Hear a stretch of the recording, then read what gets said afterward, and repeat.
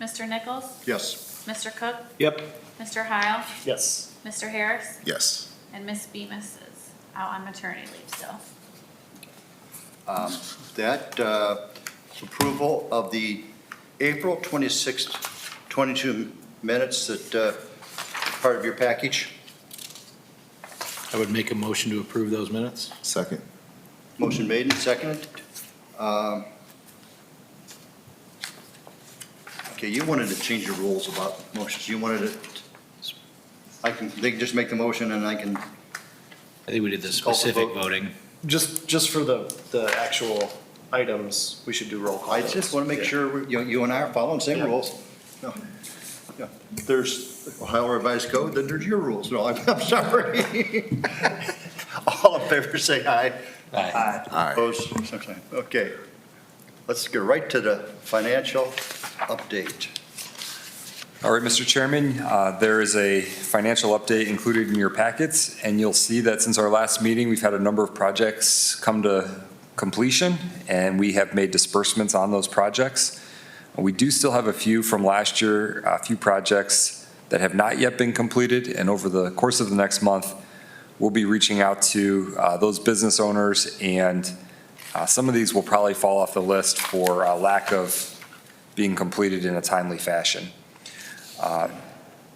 You'll see that given the commitments that have been made thus far, we have an unencumbered balance or an available balance of $300,000 in funds. We do have some larger projects in the pipeline that we expect to present to you at a future meeting, but certainly sufficient funds to cover all of the recommended grants that I'll be making today. So if I'm looking at the approved grant amounts, the ordinance, the ones that have paid are the ones that have an ordinance number? No, so any grant above $10,000 requires city commission approval. Okay. So in cases where there's an ordinance number, that would indicate that that was a larger grant that had to be approved by city commission. So the next column over, though, indicates the approved grant amount. Got it. And then we also track the total amount that we've dispersed to date. So you'll see that in some cases, we've not yet dispersed funds on projects that were approved some time ago, and that means that those projects have not yet been completed. And in some of those cases, we think that we'll be taking them off the list because they've not met their obligations under the terms of the grant agreement. Which most of those are relatively small, with the exception of Market Street. Do you have an update on that one specifically? The update that I have on Market Street Collective is that the company did engage a contractor to do some preliminary demolition work, but I've not yet received word that they have given the authorization to proceed with the construction. I do not have an update on the timeline, and that is one that we're going to look at very closely before our next Economic Development Committee meeting. Yeah. Which is Been on there for a long time. Yeah, I mean, we're almost, that's 19, the next meeting's September of 22, so. Yes.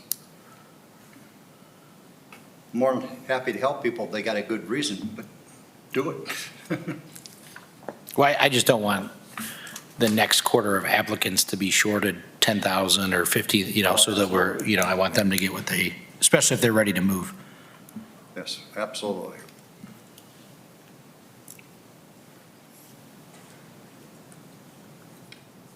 Okay.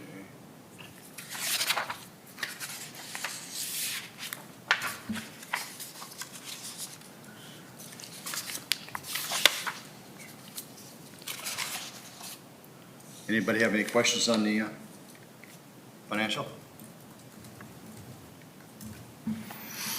If not, I'd accept a motion to accept the financials. So moved. Second it. All in favor, say aye. Aye. Opposed? Okay. First one I show is GSS LLC.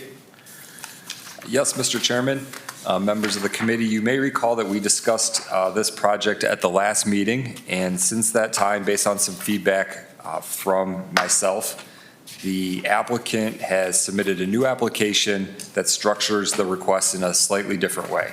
So let me walk through the current request. The current request comes from GSS LLC, which is a limited liability company owned wholly by Stacy Schmidt.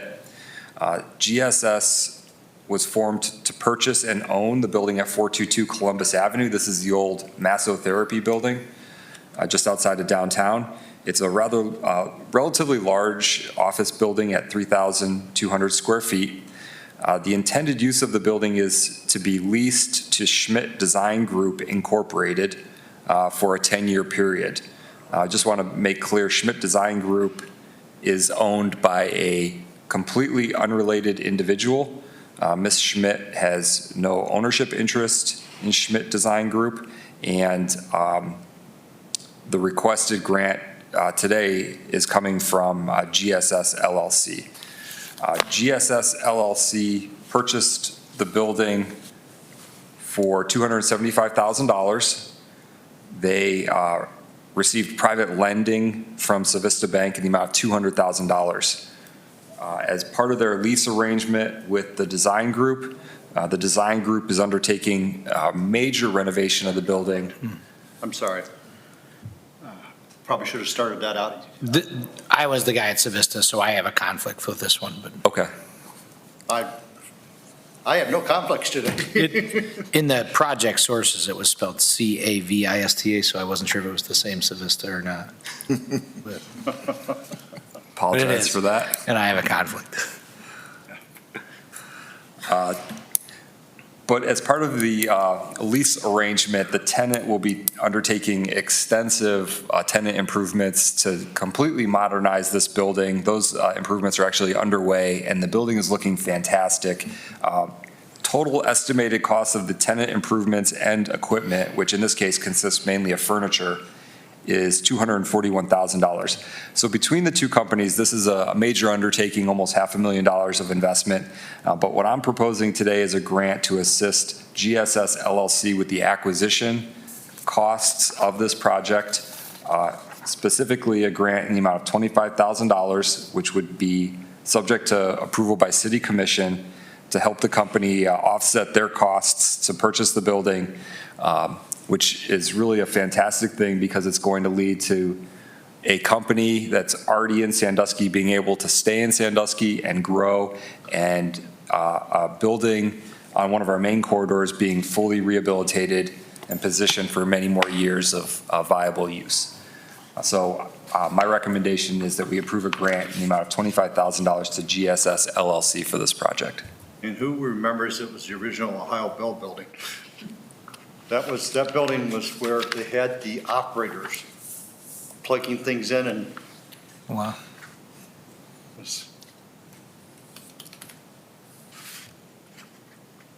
I saw Stacy, and she gave me the history. I'm surprised she didn't do a little, history there of how long the building's been there. And so, Sharon, you're probably the only one other than me that remembers that, and I'm not insulting you. Where the Ohio Bell used to be at Columbus Avenue. Oh, yeah, unfortunately. Okay, you've heard the recommendation. Do I have a motion to approve that recommendation? I'll make a motion to approve the recommendation for $25,000. Motion made, Second? second. Take a roll call for the vote. Mr. Nichols? Yes. Mr. Cook? Abstain? Mr. Heil? Yes. Mr. Harris? Yes. No, sometimes when we talk about some of these older buildings that are, been repurposed, we forget sometimes what happened in downtown, just like on Wayne Street. That's where all the switching gear was for Ohio Bell. Okay, next one we have is Foxy Girl Enterprises LTD. Yes, Mr. Chairman, a Foxy Girl Enterprise LTD is owned 100% by Raquel Pace. Ms. Pace is a Sandusky resident. She's been a business owner in the past, and she is now seeking to open or to start a new business that will do business as Ramba Mamba Jamba Party Bus. This is intended to be a new venture that will provide a unique entertainment experience. The company plans to convert a 1990 International 44-passenger school bus into a party bus. The bus will offer tours and pit stops within a 100-mile radius of Sandusky. This operation is going to be heavily regulated through the State of Ohio Department of Transportation, which will require insurance, driver's licensure, including CDLs for the drivers, and inspections. Total project cost is estimated at just over $23,000. You'll see towards the back of your packet the breakdown of those costs. A large amount of those costs are what we would consider soft costs. Undertaking of this nature does pose some additional risks that we don't typically see with other types of projects, specifically as it relates to the vehicles and the entertainment nature of the operation. Because of that, I spoke with the law director, and any approval today, I'd suggest be contingent on the ability to add any additional language that the law director sees fit into our typical grant agreement in order to protect the city through an indemnification and any requirements that might be deemed appropriate by the law director in terms of permitting of the operation by the business owner. Yeah, because if they're going to be serving alcohol, and there's a, oh, I'm sorry, go ahead, sir. Yeah, that's exactly right, Mr. Nichols. We just wanted to make sure that if the city is going to help start a small business that has a pretty tight regulatory regime over transporting folks and/or brew bus type things, that they have to be in compliance with all of the state laws that would apply to this type of vehicle. And so it would be contingent on securing that and showing proof of that to the city and also staying in compliance with it during the term of the grant period.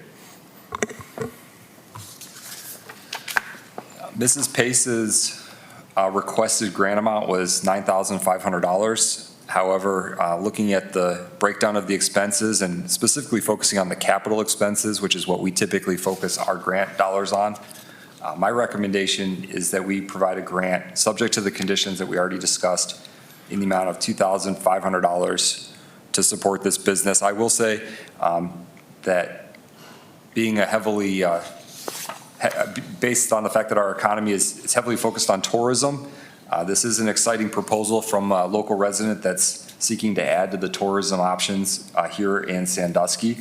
And I think given the various measures that we've talked about to limit the city's risk and exposure, a grant in the amount of $2,500 would be a sufficient and appropriate way of us assisting this project. So based on your covenant that our law director will put in whatever necessary language just to the best to protect you as we can. What's the committee's? So I have one question.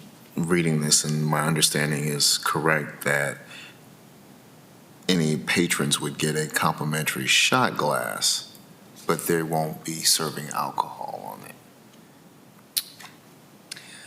Correct. That's my understanding, is that the alcohol would only be purchased and consumed within the venues. Although I'm not sure that that's necessarily a limitation on the business by state regulation. This is going to be operating similar to a limo service. So in terms of reading Ms. Pace's business plan, my understanding is that the alcohol is intended to be consumed at the establishments, but I'm not sure she may be allowed to allow the consumption of alcohol on the buses. Kind of like a BYOB type of thing. Yeah. They do their first trip. We give them the $2,500, they do their first trip. And Department of Transportation, Department of Alcohol, somebody busts them, okay? Now, can we put any type of language, and I'm thinking out loud here, in there that if, in X amount of time, they have a liquor violation or something that they owe some money back, or, I mean, can we put any strings on it? That's Certainly, and actually, I think you've come up with a more concrete example of kind of what I was describing with the protections that Okay. we were anticipating adding to our standard grant agreement, some sort of clawback provision if during the term of the grant agreement, they are no longer in compliance with their necessary regulatory or liquor rules. And I think, liquor control citing them would be evidence of breaching our contract. When I look at it makes me nervous, frankly. And when I look at the numbers, it looks like a majority of the numbers is the insurance payments, which I don't think is something that we are really in the business of financing on this committee. Really, if you go back to the current expenses on, I don't have a page number, but the bus itself's $3,000, sound system $800. I just don't see a lot of, I don't know if this committee is the right place to come to for money for, soft costs that are. yeah, well, the hard costs are about $3,800, it looks like. So if you look at the $3,800, $2,500 of that, I don't know, I get nervous that if somebody gets injured on it and the buses, or the city put up $2,500, if I'm the lawyer on the plaintiff side, I'm probably coming to the city. I guess that's kind of where I was going with, how do we protect ourselves? It's out of the realm of what Sure. we normally would look at. That's my opinion. So our funding of entities doesn't create, it's not like we get an ownership interest in the entity Yeah. or anything like that. So generally speaking, we are not you cannot create a nexus for legal liability out of these grants to the city. Additionally, the city also has a number of other general reasons that you cannot sue municipal entities. So that's not a concern from if the operator gets into a car accident, will the city potentially be brought into the lawsuit? The answer to that is, will someone file against us? Sure. Will they win? Right. Very, very, very unlikely. That is not a liability concern that I have. Regarding the regulatory, the 2,500 potentially not covering a lot of the costs and this not maybe being able to operate, that's a concern that we can address with the contract. Our contracts also require all of our grantees to indemnify the city. So in the event that for some reason they do create a legal problem, they are required to hold us harmless and indemnify us and cover those costs and cover the costs so we do provide quite a bit of legal protection, both with all of our grantees, and then we can also address the unique circumstances that this grant would potentially arise from a mobile operation that is heavily regulated under liquor laws. We have talked in the past too about doing food trailers or things like that are mobile, and I thought that as a committee we kind of shied away from those because the mobile nature, but I could be misremembering that because it was a while ago. I know we've had some come to us. I like you with Paul. I'm not sure whether we did give grants. Can you help us, Jonathan, at all? Believe we may have before I came on board. This is the first mobile operation that has been requested of the city since I joined the city. And I have absolutely wrestled with these same questions that you're raising and gotten feedback from others within the building as well. I do think that part of the way we mitigate our risk in a case like this is through a relatively low dollar amount. In terms of the grant amount. As I mentioned, the request was for $9,500, but the applicant has indicated that even a grant of $2,500 would still be appreciated and helpful in terms of her completing this project and getting the bus up and running. But I'm absolutely very open to the feedback of this committee. This is a unique request, and I guess I would say that if there's still questions or concerns, a motion to table would be certainly something that could be made, and we could continue to gather feedback and present more information to you at a later date. I think maybe we need to Paul's point, decide whether vendors, food trucks, or whatever what we should call them, we want to get into that, or, Well, and I would say maybe a historical review of what's come before. Yeah. So that, we know. like, if we said no, for example, to Bavarian Wagon, and then they come back, or whoever says, well, you said you weren't going to do the mobile 2 years ago. I don't want you to get pinned up on that. So maybe a historical review of some of those projects through the minutes, I would say would be a good idea. I would also, when I look back at the minutes from last month, and I had issues with some of the soft costs, I would prefer, because 2,500 doesn't sound like a lot when she says 23,000, but when I look at the numbers, I've got about $6,700 in actual hard costs that I've circled.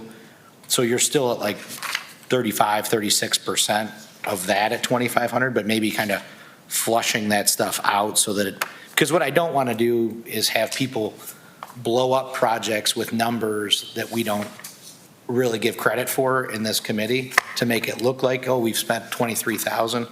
So then it looks like we only gave 2,500, but in reality, from the costs that probably qualify for this committee, I think you're probably at 35%, which is, Generous. yeah, right. So I would probably prefer table it to clean up, get rid of some of those expenses, maybe do a historical to see if the committee is historically given to mobile operations, because, 100 miles of the city, that's pretty far. Yeah, I mean, I assume that goes to Cleveland and Toledo and. you're almost in Detroit at that point. Right, I mean, we're giving somebody $2,500 to transport people out. Now, when I read the plan, it sounds like it's more local based, but. But if they're renting the bus and they're going to Cleveland, they're supporting Cleveland, not Sandusky. It it doesn't bode well with me. It just doesn't seem like something. Well, I'd like to wanna do. offer just a little bit of analysis through this different lens. It is a unique value proposition for sure. This idea of karaoke screen, party bus type aesthetic, and seeing that there is a market for Sanduskians to go to these other larger metropolitan areas to go enjoy themselves. And what that economic impact is on, say, the local businesses is minimal, like to your point.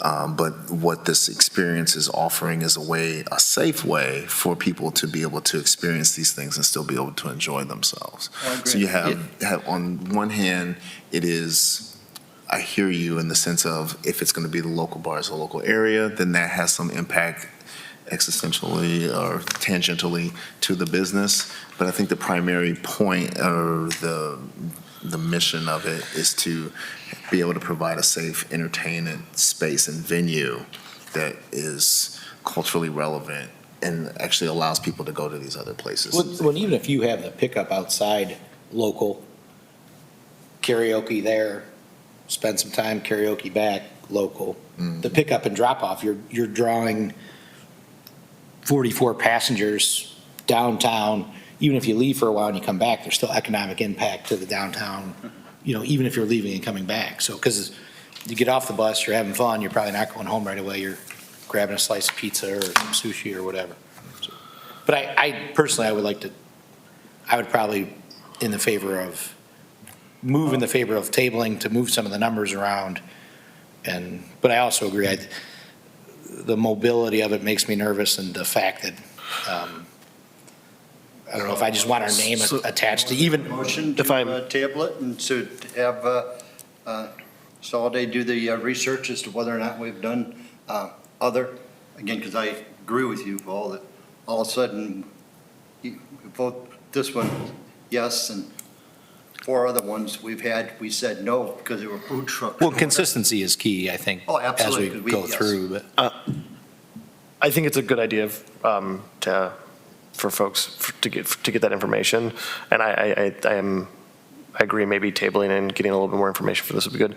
I will say, from my perspective, I do think maybe we should think about being open to alternative, because the difference between a food truck and a brick and mortar business is, yes, I guess technically the food truck could locate itself in Perkins for a day, but like, there's a food truck that's just parked outside of Paddle Bar right now, which is providing another food option to downtown Sandusky and is employing folks and so I don't want us to categorically say.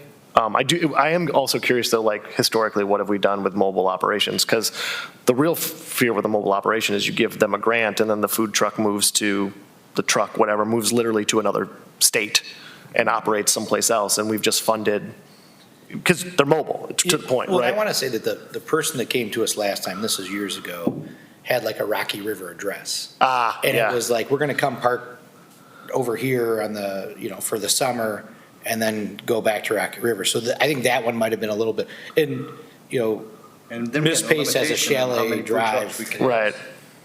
it's a local name, so I'm a little bit more comfortable with that. And I agree with you that just because we did that before doesn't necessarily mean we shouldn't, because, we should be open, forward thinking. And times have changed from 3 years ago too, so the business models have changed. So, but I would be interested in the history of it just to say, because maybe if we did say no to those people in the past and we are open to it going forward, then maybe we reach back out to those people Sure, and say, yeah. I will say with this particular project, I share your second concern in that the $23,000 there are a lot of soft costs built into this. And to the extent that we're helping a business stand up with like fixed capital expenses, I think the $2,500 is a really large grant for the size of this project. And I'm fine tabling it today, but I'm also open to maybe discussing a different dollar amount that more accurately represents how we normally fund these projects, and also means that the risk profile for the city is lower than the $2,500. Because you had come up with about, what was it, about 35%? 35%. 35% of our Yeah. costs, I No, think. to me, first of all, I do think we need to table it to make sure of what we're doing, that we're not setting some kind of precedent but to me, like 20% of the cost or something like that, I'm a CPA and doing it in my head, so that's worthless. And even at that, would that be about 1,500 or 2,000 bucks, somewhere in that neighborhood? And honestly, because of the dollar amount, I want to just say, do the 1,500 and be done with it, but I don't want to skip over the stuff that we've talked about. Sure, Because yeah. I think it's important For to, $1,500, I'd probably, after we have the answers that it's probably something I could, and I trust that Brennan's legal analysis of it, so I'm not worried about that at all.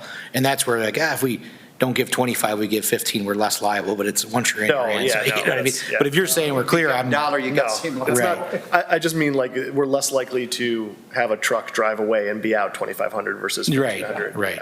And honestly, if it is 15, 2,500 and the person, it doesn't work, there's startup businesses that just don't work. And, There's it's- risk involved with these, yeah. But if, from the city's economic development, if they get 3 trips of 50 people downtown, and we get some sales tax on some things and whatever, we're probably ahead, Yeah. in all honesty, so.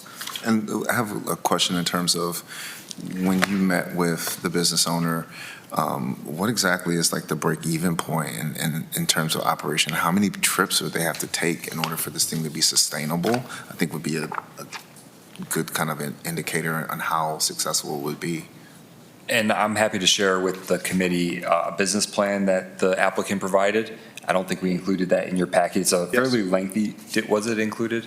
Yes, it was. Okay, Something like that. so there were some projections done, and, but, to Mr. Cook's point, this is a startup, and there's a high level of uncertainty with any startup business in terms of revenue, and even in some cases, expenses. So with that uncertainty comes risk, and to a certain extent, the ultimate outcome is always uncertain. You wish to make a motion to table it, to investigate what we've done in the past? Yeah, I would say I would make a motion to investigate historically the committee's stance on mobile units and review the soft costs versus hard costs and the projections. Second. Second? And to table, right? For one meeting? To table, Yes. table with those directions, Yes. instructions, suggestions. Suggestions. Would you call the roll? Mr. Nichols? Yes. Mr. Cook? Yes. Mr. Heil? Yes. Mr. Harris? Yes. Next one, I'm probably going to butcher the name, but Malascara LLC? Well, I think that's pretty close, yeah. I don't know. That's my best shot at it. All right, so our final request comes from Malascara LLC, which is owned by Mr. and Mrs. Hecht of, again, Sandusky. So this limited liability corporation owns and operates the Manor Motel at 2428 Columbus Avenue, right at the corner of Columbus Avenue and Columbus and Perkins Avenues. The Manor Motel features 14 rooms. It's prominently located at a major gateway into the city of Sandusky. The company purchased this building just about 3 years ago. Shortly before they purchased it, the prior owner had received a grant from the city of Sandusky in the amount of $2,100 to replace some awnings on the property. The new owner comes to us today seeking financial assistance to conduct a number of exterior repairs to the property, including painting, stucco repair, and post repair. The total cost of those repairs is $7,000. Financial assistance to this company will help complete these repairs and maintain the facility in an attractive and viable manner so that it can continue to contribute to Sandusky's tourism economy. I'm recommending a grant in the amount of $3,000 to the company in order to assist with these costs of this project. Be happy to answer any questions We you were may have. discussing before I think the meeting started. I tried to look at some of the projects, so I just pulled into the parking lot for the hospital, just looked across the street, and that is a real, I mean, it's an eye catcher for people coming in. And particularly the amount of money that we spent at the hospital. I mean, it just, everything there is starting to look really good. I mean, that building has been around for Oh, yeah. a bazillion Used to be years, and Tucker, and I Yeah. mean, that thing's been goes a long ways back. before now the Red Barn, I remember the Red Barn and Blockbuster, so I got that. I am in total support of this. I think it's great, especially with the hospital's new building there, and, you know, Eaton Kroger. I mean, that area is starting to look nicer, and I think paint would help that place. Is that a motion? No, I don't have anything to say. No, just piggybacking on what you said is just that visibility in the area and to kind of bring attention and uplifting and giving a facelift to that, I think is definitely something that we should support. In terms of, and this is a question, I guess, for you, Brendan, for the work that's done, because this is mostly just services and stuff. I don't know if your mic's not on or what. For the work that's being done, the pressure wash, the paint, the stucco, is there any way, or can we ask that there's preference given to maybe local contractors in terms of who they use for the work?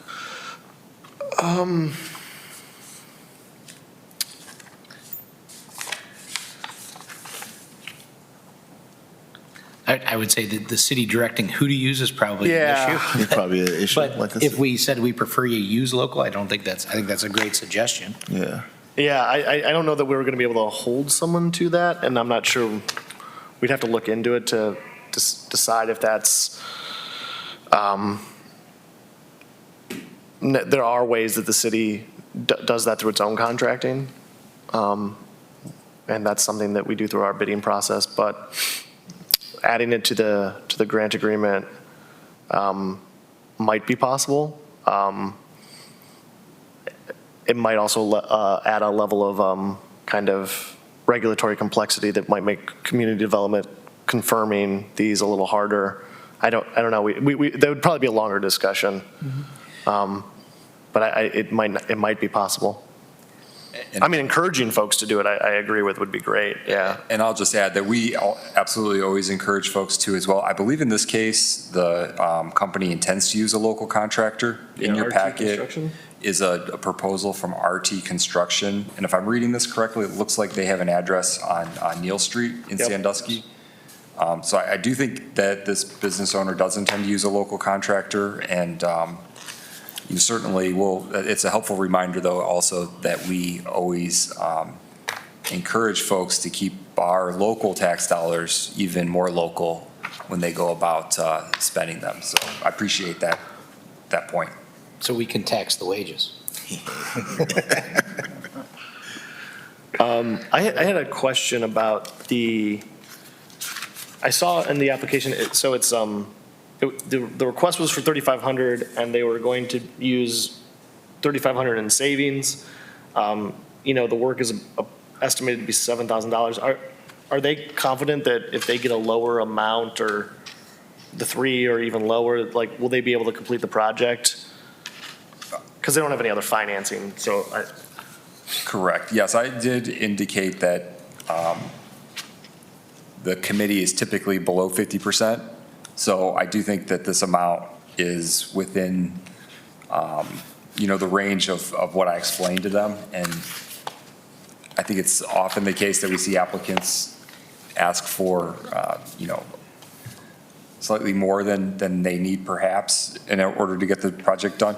And certainly we will, convey to them the dollar amount, and if they're not able to proceed, then that's the case. No harm, no foul. But, I do think it's been pretty consistently our approach to be less than 50%. So given the price, I think the recommended amount is most in line with what we've done in the past. Any other questions? Do I have a motion?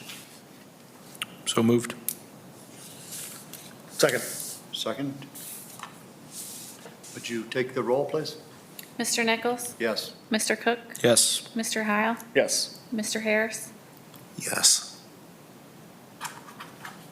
It was so quiet. Again, Yeah, I know. very, very soft-spoken. Until he yells at his wife, girlfriend, or otherwise. Would never. No, I think it's again, we can encourage, but we don't know if who they are using. I'd hate to want to use local people, but you also need to be cost conscious too. Well, and And define local. I mean, is Perkins Township local or Sandusky? there is a definition we use in the bidding process for a local preference. Basically, you get an extra credit for being a local contractor on a number of construction contracts. There's ways cities do it, but to Paul's point, what we can't do is be like, you have to use so-and-so. Like, we couldn't absolutely not do that. But we can always look into it as a way to incentivize, building up local businesses and local small businesses. And it is a way that the city does it on other projects to help incentivize, local employment and other things. And it's a way that cities across the state will often use their purchasing power to try to get, certain, I guess, societal benefits in their contracts, so. And just the way these people just presented this, it sounds like they want to be part of the local community anyways. Because that's how I'm reading it. Oh, that has been passed. Now, Sharon, you're on. Yeah, I only have a couple things here. Mr. Cook and Mr. Nichols, you seem to have some really good suggestions, but you never Write that down in the. put it in the guidelines. I'd like to see it in print. Can you think about doing that, I mean, discussing that and putting it actually in the guidelines, because you have concerns about soft cost, you have concerns about inventory, you have concerns about these mobile units. And if you don't have them in the guidelines and treat everybody the same way, you're going to be discriminating. And that's why we want to be careful about that. I agree. And that's a legal problem there, because somebody's going to say, well, you did it for this, but you're not going to do it for me? That's a concern, a really big concern legally. So I would really like to see you put some of these things down in the guidelines. I think it would help keep the city clean. The next one here is the GSS LLC. That had a Brady sign with that, and I want to know if you approved that with the Brady sign in this grant? If So- I could get some clarification. I think my understanding is that this is a grant for the company for the purchasing of the actual building that will be, and the improvements are from the company that's leasing it. So any signs or renovations that will be made will be paid for by the company that is leasing the building. So, and also just in general, I mean, Ms. Johnson, to your point, I think is about conflicts. Our grantees can, so long as they're complying with all of the legal rules, choose their vendors however they see fit. And to the extent that that, raises a question with a committee member, as Mr. Cook did earlier, where he had to abstain, the city will comply with its ethical obligations on all of those things. I don't know if they have a signed vendor for the. It says right here, signage Brady, $2,000 was figured into this budget here. It says right here on the paperwork. Everybody got the same packet here. Did you not get that? No, I think that particular line item is for the leasing company that is doing renovations to the property. This grant is for GSS, which is the company that is purchasing the building to lease. And we are helping with the acquisition cost. Correct. So this applies to the lease, the landlord then? It also, again, remember, this is just documentation provided as an estimate. They may or may not use Brady signs. We have no idea. And it, at this stage, is somewhat irrelevant. Irrelevant, okay. Well, no, I think that to address her concern, to be clear. I Like the just want a grant. clarification on Yeah. this. Is this figured in with the grant? Because that's No, what he handed in. it is not. It's Those not. estimates are not what the grant, those are for the leasing entity that will be doing the tenant improvements that they're contracting for. So the total project costs is that estimate that you see, but the grant is going to the entity that purchased the building, GSS, and it is only to offset the acquisition costs, Not the remodeling costs. not the acquisition remodeling costs, the acquisition costs. I want to make sure that, Yeah. I think that's what we're. Which is what Mr. Harris was trying to, Oh, Yeah. today is just for the acquisition? correct. Okay, Not the remodeling, but the acquisition of the property. okay. And so where does the rest of this come? The landlord's going to come for a grant on this then, for the rest of it, or what? I They mean, have- why did he put this in here then? I think they're just explaining what the total project will look like to the city, so we have a full picture of what we are, Okay, what's going to so- happen at that place.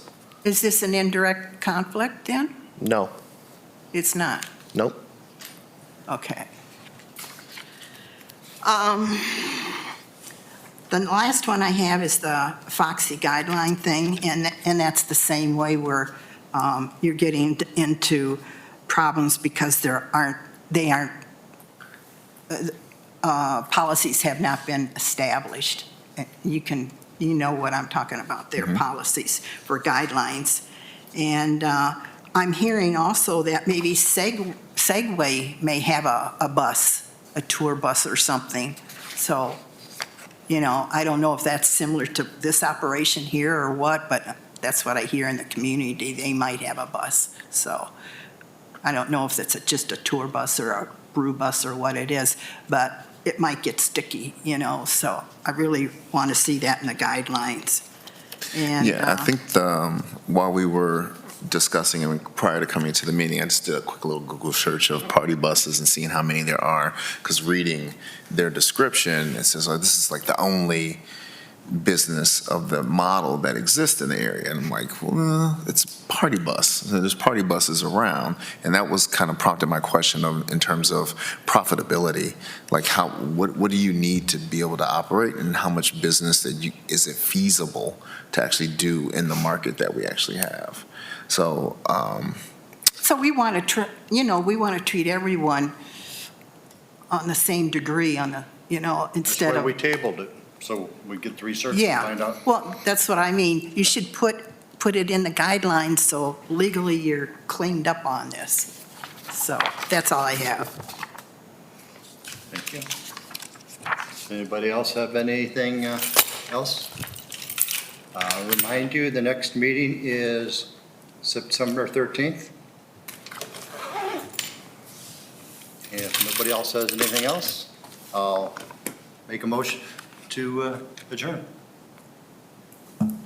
Second. That would, usually that one comes up real quick. Thank you. Okay. Thank you.